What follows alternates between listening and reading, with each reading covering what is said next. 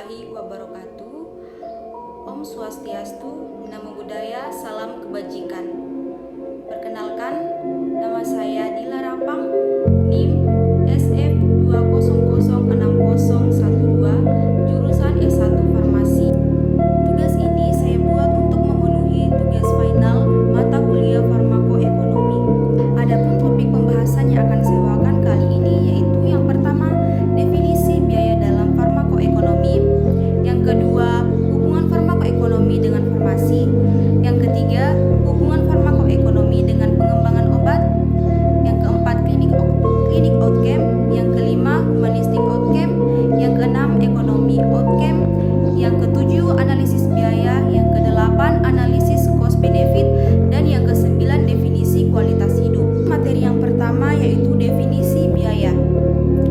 Biaya adalah jumlah uang atau sumber daya yang dikeluarkan untuk memproduksi atau memperoleh suatu barang atau layanan. Farmakoekonomi sendiri merupakan cabang ilmu ekonomi yang mempelajari penggunaan sumber daya ekonomi dalam konteks pengobatan dan farmasi. Materi yang kedua yaitu hubungan farmakoekonomi dengan farmasi.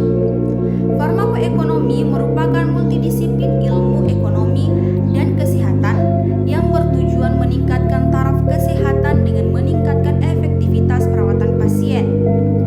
Pemahaman mengenai farmakoekonomi dapat membantu apoteker membandingkan input atau biaya untuk produk dan layanan farmasi dan output atau hasil pengobatan. Analisis farmakoekonomi memungkinkan apoteker untuk mengambil keputusan penting tentang penentuan formularium, manajemen penyakit, dan penilaian pengobatan. Hubungan farmakoekonomi dengan pengembangan obat berkaitan dengan analisis biaya dari perspektif penelitian dan pengembangan obat. Hal ini melibatkan penilaian biaya selama tajal penelitian klinik dan pengembangan obat untuk memahami efisiensi dan keberlanjutan finansialnya. Dengan menerapkan konsep farmakoekonomi, baik farmasi maupun pengembangan obat dalam memaksimalkan manfaat kesehatan dengan meminimalkan biaya serta mengoptimalkan penggunaan sumber daya. Materi selanjutnya yaitu klinik outcome, di mana klinik outcome sendiri merupakan perubahan status kesehatan karena intervensi pelayanan kesehatan. Materi selanjutnya adalah humanistic outcome. Humanistic outcome atau yang sering dikenal sebagai hasil yang dilaporkan pasien merupakan konsekuensi penyakit atau intervensi medis yang dirasakan dan dilaporkan oleh pasien.